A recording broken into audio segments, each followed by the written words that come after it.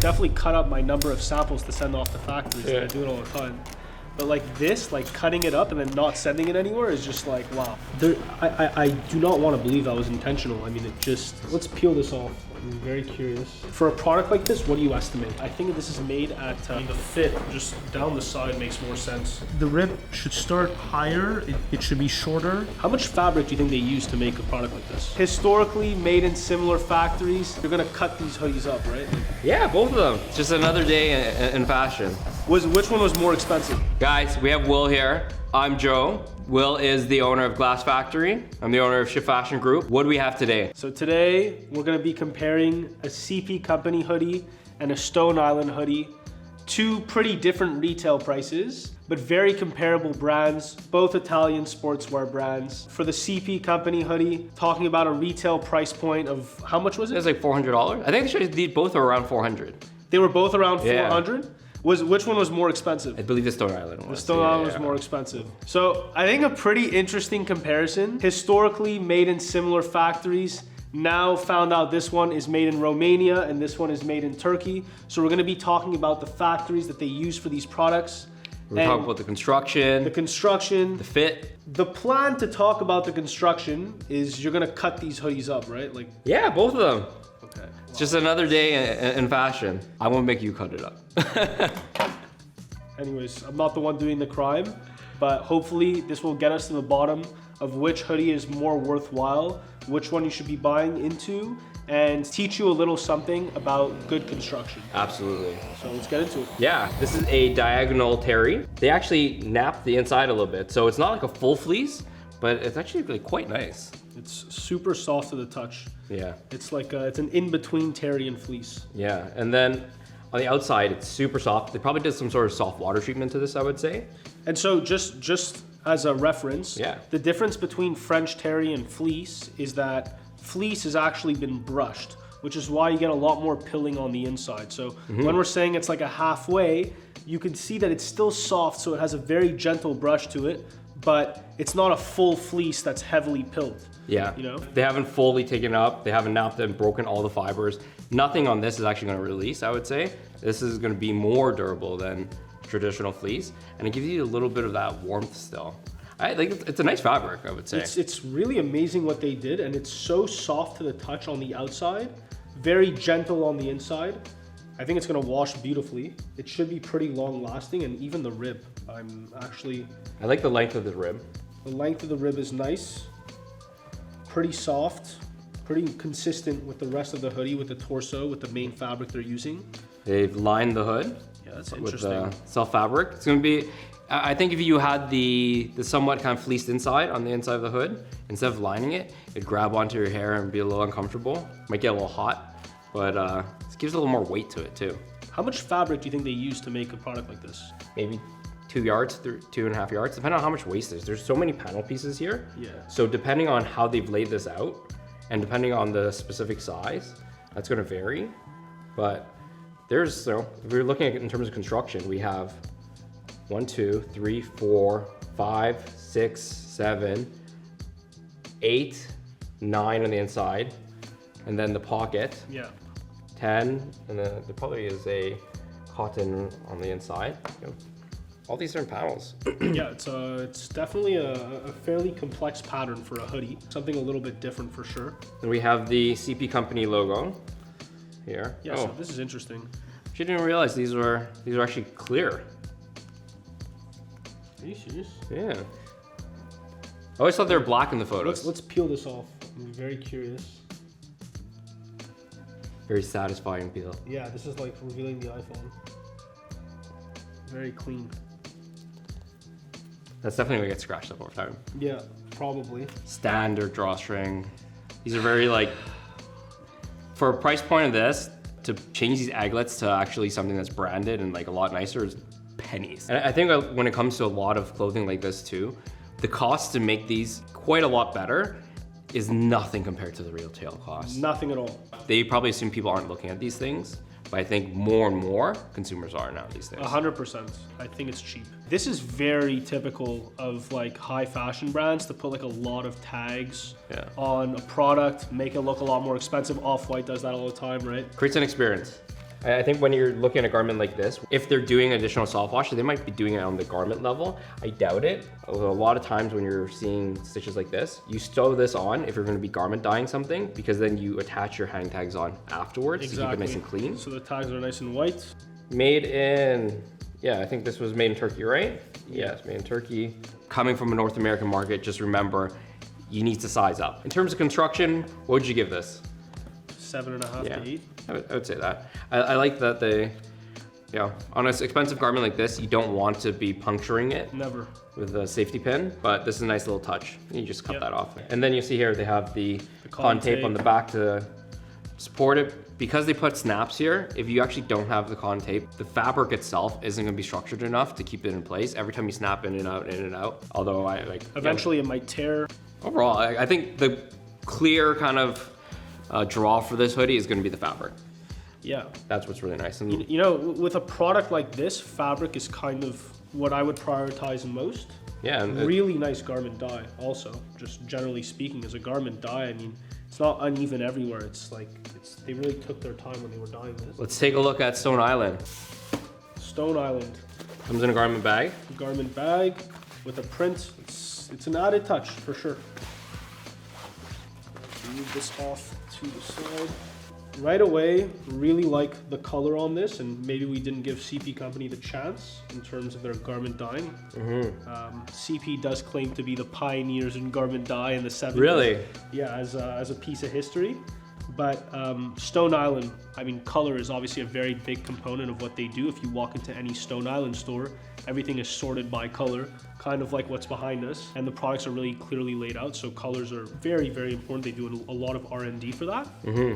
At first glance, what are your thoughts? Like you said, color. To be able to kind of get this dye and to get this shade right, you know they're going through a lot of R&D to get this dye right. The stitching is obviously quite different here. We have a cotton tape for the kangaroo pocket. Yeah, very nice, eh? Yeah. Cotton tape. I like, okay, you see this one is also a diagonal terry, but this has not been brushed. You can see all the details on that. We'll show a side by side of that. Yeah, and obviously the stitching details.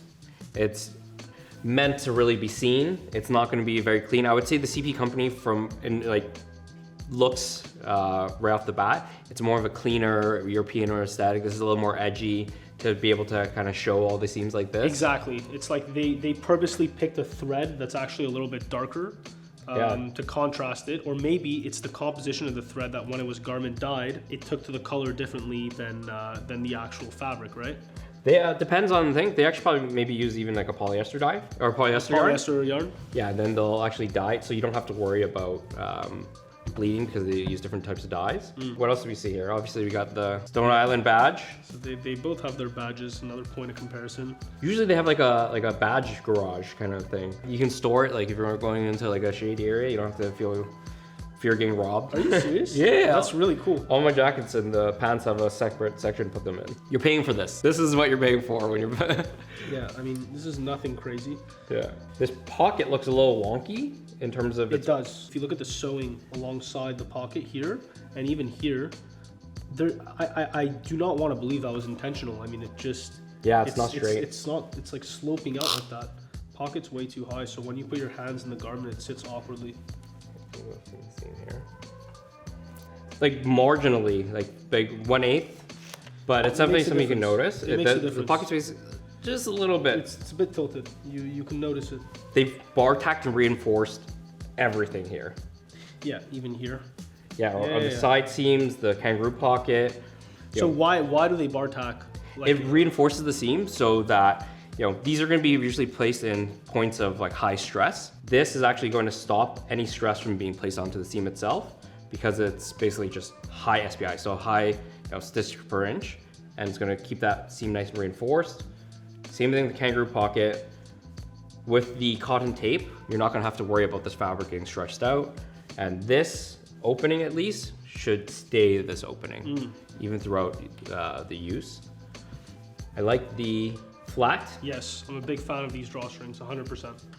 Flat drawstrings, bar tack, very clean, brought into garment dyeing with the string actually inside the hoodie, so the garment dye matches the color of the hoodie itself. Yeah, we have a 3-piece hood here. This hood is very nice. The shape. This one looks a little wonky, but yeah, it's a little uneven. The stitching throughout is very clean. And on a hood like this, a 3-piece hood, it's hard to execute because there's a lot more room for error. when you have a good hood pattern, you kind of keep it because to get a hood right, and we'll see how this fits later on, but to get a hood right, it's not easy. We got all the tags in here. Let's take a look at that. Yeah, bring them out. It's more elegant, it's longer. It's a little bit more elegant, but in terms of the material, it's the same thing. Yeah. Just from a design standpoint.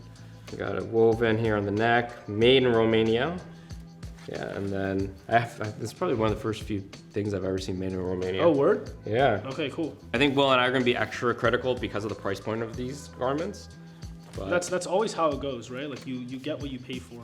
You know, this looked more uneven on the outside than it does here.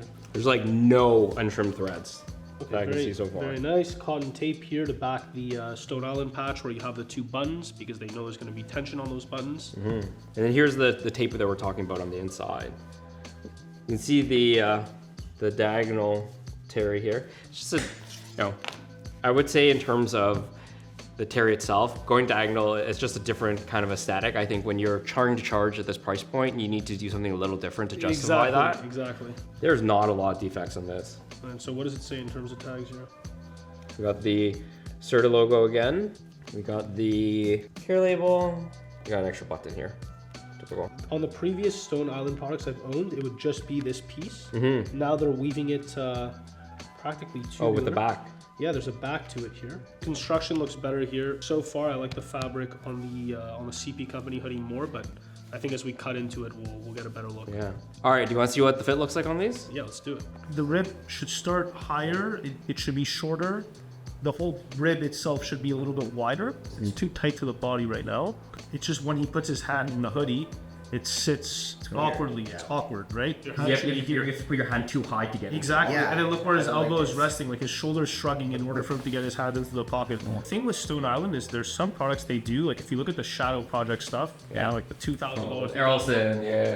That kind of stuff, you go into the store, you try it on, fits are perfect, the patterns are down packed, and the materials are impeccable. If you had a larger size, I think this would make more sense. I like the weight of the hood. Yeah. Actually, like the hoodie feels really nice. Yeah. No, it's very nice. I think that's important of having a lined hoodie as well. Because they want the diagonal terry, you can actually kind of somewhat see it depending on the angle. Yeah, I've definitely cut up my number of samples to send off to factories. I do it all the time. But like this, like cutting it up and then not sending it anywhere is just like, wow. We're keeping all these panels, so there's like some upcycler there, or someone who wants to kind of repurpose all these fabrics into something really cool. Yeah, honestly, comment down below and we will ship all of the cut up pieces to whichever comment is the funniest. That's what I'll say. CP Company. So we have I'm gonna give you the honors here. Oh.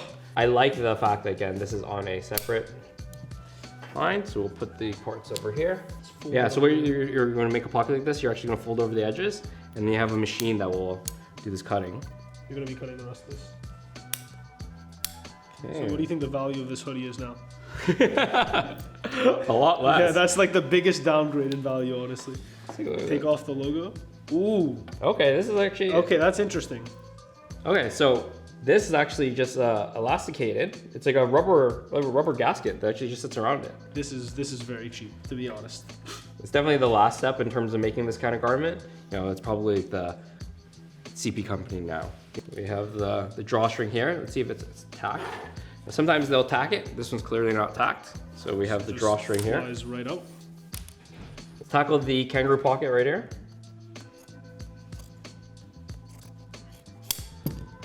Okay. Yeah. Interesting. Just gives it a little more stiffness, gives a little more structure to that, so that over time it'll actually maintain its shape a little better as well. Yeah, I'm actually really happy to see this. This is the stuff that you don't see, which does make the product better. So, like cutting off the elastic next, or the ribbing. Sew this onto another garment, and now it's authentic. Okay. I wonder how much they're actually paying for this sort of logo. It's just. Oh, it also has an RFID on the inside. I didn't know that with Serta logo. Should we cut these up? Okay, they're already open. This is not how you should be cutting fabric, by the way. These little cuts are the worst thing to do. It's much better to do nice long cuts. We have a rotary cutter, but I think the scissors gives a nice effect. Sorry, bottom of the front panel.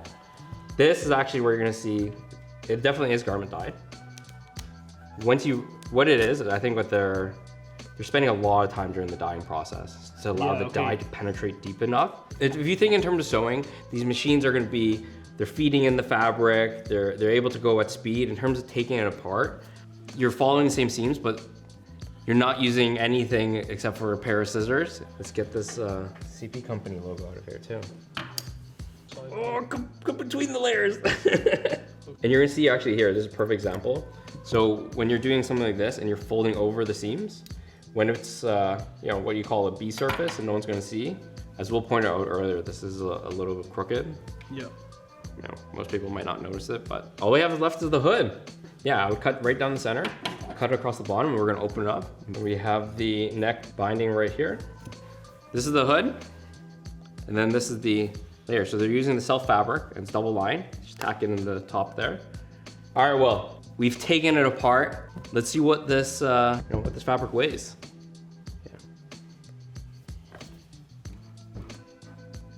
Yeah.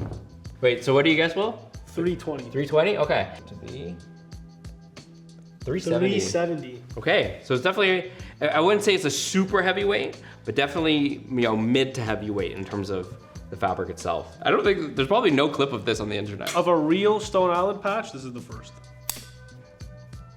Oh, there goes that. First part, we have the patch, we have the buttons. Branded buttons too. Stuff like this, there's a one-time investment cost for the mold, but it's something that if you can use it across multiple items, it just really elevates things. So worthwhile. Okay, so we have these tags here. So, the hang tags. You wanna cut the inside one? That way I don't get all the flack for taking apart Stone Island. So the main label right here, like what we said before too, it's a nice element. We have the drawstring here. This one, is tacked? Is it tacked? It's tacked, okay. Okay, it's tacked there, yeah. So let's go in here. It'll be interesting to see, when we saw the CP company, where we could start seeing the original base fabric color. It'll be interesting to see how in depth we need to actually go. Tacked on here. So both sides, so it's nice and even. It's a nice touch, like, I think. Stuff you don't see. This is an additional step. This might be only a few cents to do this. I think from what we've seen so far, there's clearly a lot of design intent. The designers really know what they're doing here. They're starting to find the the garment dye, the lack of garment dye. Garment dye is obviously very strong though. To notice it on something like that, I mean, it's very hard to cover every single part when you're doing mass production. Pattern perspective, I think this hoodie has a lot of improvement to make. The fit is just very awkward in my opinion. Yeah, so we're talking a little bit earlier about this. Like, when you're manufacturing stuff, you have what's called AQL standards, and it's acceptable quality limit. Typically for the garment industry, you're gonna have what's called AQL 2.5, and that's basically out of 100 pieces, you're allowed 2.5 major defects, which would be marks on the fabric, cuts in the fabric, stitching that's like really off. I think this is definitely controlled to AQL, would say 1.5, which is gonna raise your manufacturing cost. Here's the NFC tag here, and then the RFID tag is going to be, usually these are what's called UHF, so ultra high frequency. Let's talk about the fabric again. I think when we're looking at it in terms of this diagonal terry, to be able to charge this price point, you need to offer something different. It's about how you choose to differentiate yourself. Like, I get that it's a hoodie and there's only so many things you can do. They obviously didn't cheap out on trims. Like, all of the trims are on point here. There's 3 panel hoods, so we'll separate this. Yep. Like, beautiful flat lock stitching everywhere. I mean, you need real operators, people who really know how to use a machine to do flat lock. I've done flat lock on garments I've made in the past, and it's truly a pain. So when you're designing these garments, you have a fit model that you're basing all of this stuff on. Most people who have these hoodies aren't going to be putting the hood over their head. It's not like the big American hoodie swag. Yeah. All right, this is all the components. We have, really looking back here, we have obviously our cotton tapes. I'm gonna leave those on, so at least this fabric's somewhat salvageable. We have our center hoodie panel for the hood. We have our left and right hood panel, bottom ribbing, and it's a really nice ribbing. It's a very, very nice ribbing. What we see a lot is ribbing that's either too loose or is just very slinky or very lightweight. And then we have our front kangaroo pocket as well as our arm pockets. Okay, let's take a guess. What do you think it's gonna weigh? I feel it's heavier. This one's heavier it's for heavier. sure. Yeah, 100% it's heavier. When you're talking about manufacturing and when you're talking about the material composition, obviously they're not talking about the yarn. This is gonna be one thing where you know they're using a very specific yarn. There's gonna be one factory that they're making all these badges in. This might not get attached until the final step. Some of these, you know, depending on who the supplier is, I think they'll know because it's Stone Island. But sometimes when you manufacture goods for really big companies, the fabric supplier might not even know who that fabric's going to. The trim suppliers might not know until you really combine everything together. Oh, of course. And then that final cut and sew factory is, yeah. And even at that, what a lot of these brands will do is they'll never ship the goods from the label factory directly to the cut and sew factory. They'll ship it through themselves first to ensure that there's no funny business and there's no chance that the name of one factory gets leaked out to the other factory, because it's really a big risk. This is a huge piece of intellectual property for Stone Island. Yeah. And this patch has to be made the same way every single time. The decision of where each stitch is going is going to be 100%. specific to this, and you'll see a lot of fakes where they'll try to mimic it, but they're just not gonna get to the level of consistency of this specific design. All right, so we're gonna bring in our GSM cutter here. We'll bring in the GSM scale as well.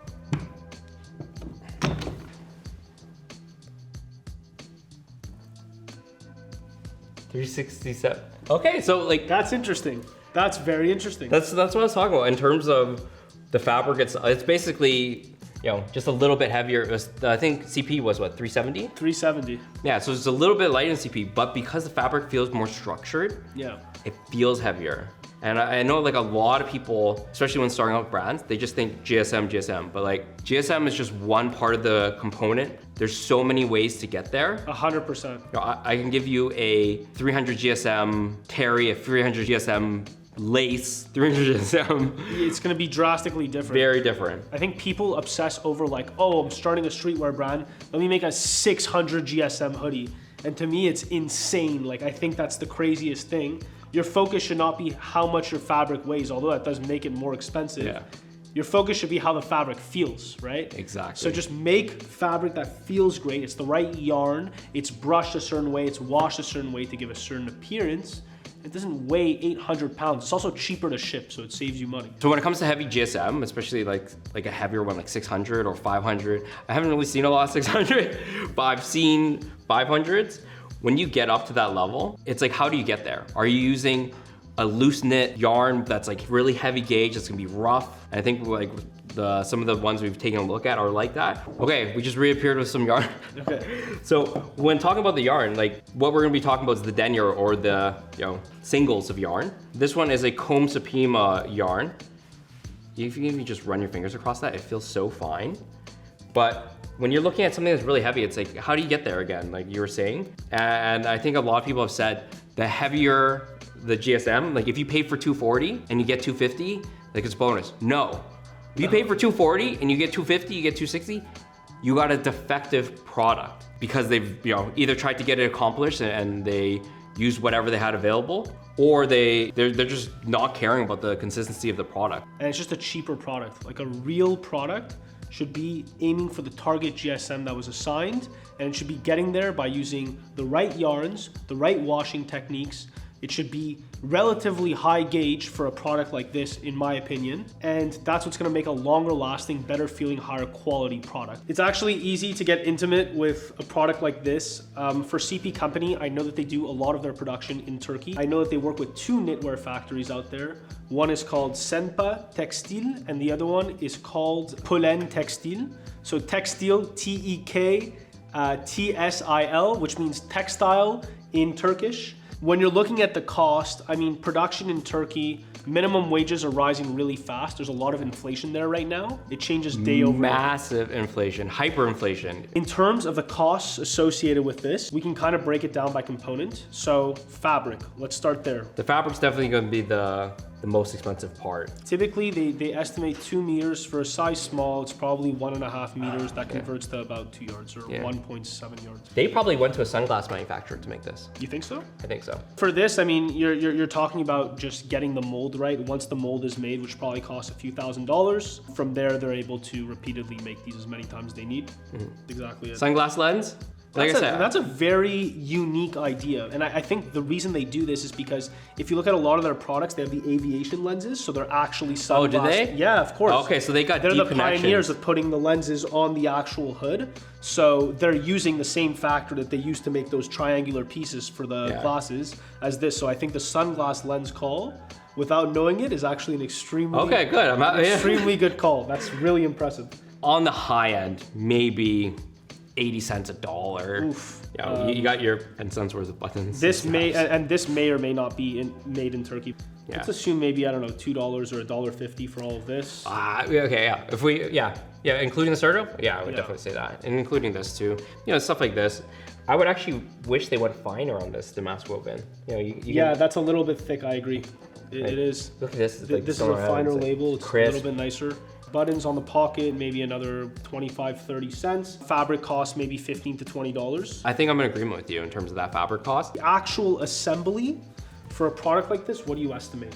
I think this is more your territory. I think in terms of like Turkey, their labor cost is lower, closer to $10. But again, it's all the little fine components. The there's sewing little things. There's little things. Even doing the plastic around the pocket here. Like, I would say this is closer maybe to like $13, especially with the rate of inflation right now. And by the time this video comes out, that might be like $15. Yeah, you know, speaking with like we've made some denim in Turkey, and speaking with other factories, it's really hard to keep up. You have to lock in prices when you're negotiating through samples, because sometimes just the time of doing the samples leads to an increase in the originally quoted production price. So Turkey is a fantastic country to manufacture in. Biggest issue is communication. There's major communication barriers. Now, Stone Island. I think this is made at Fasaro SA. It's a factory in Romania, and most of these products that are doing luxury for apparel and textile in Romania. When you look at a lot of these factories, one, you're obviously looking for economic regions where you can get lower cost of labor, but they probably found a factory that like, hey, let's grow together. When it comes to the EU, to be made in a specific country, you need the last significant transformation. They could have been sourcing this fabric from Asia, from Turkey, from Portugal, we have no idea. Their logistics network to source all these from the nominated suppliers is really tight. Like one supplier, one supplier, one supplier, one supplier, one supplier, one supplier. So actually, Senpa and Polen Textile, the two factories that I know very well for CP Company in Turkey, Stone Island used to make product there. They used they used to manufacture product in those exact two same factories, and some of the Stone Island product that's still made in Turkey, I believe, is made in those factories as well. In terms of fabric, personally, I prefer this fabric. 100%. I think it's softer. You said, you know, a soft water wash. I would estimate probably It's a little cheaper than that. a little bit cheaper, you know, maybe a couple dollars less. So Yeah. instead of 15 to 20, might be like 13 to 18 if you want something like that. And we have to give these big ranges because it's really hard to know, especially where the fabric came from, right? More workmanship here. Yeah. So because of that, I would say it comes out to be the same. Yeah. If this were to be made in Turkey, this would probably be priced around 40 to 45, I'd say. Okay. I'd say closer to. If you were to make this in Portugal, for example, that's when you're getting into the 50, 55 region. I would say $40 for this. I'd say $35 to $40 for this. And that kind of aligns with a good like 10x markup. You know, you're thinking if these are going to be retailed with stockists, they're going to want at least half of that. So as a brand, you're selling it to stockists at a 5x markup. It's a healthy margin to grow your business. I think we both gravitate a little bit more towards this, and it's also nice that this is about $130 less from a retail price standpoint. Let us know what you want to see us cut up next, and we will order it and sadly cut it up for you to find out how it's truly made. This is probably the deepest dive I think people are going into fashion on the internet right now. He's Will. He's Joe. If you guys want to see more of these type of videos and more on what goes on behind the scenes in fashion, don't forget to subscribe and check out these videos.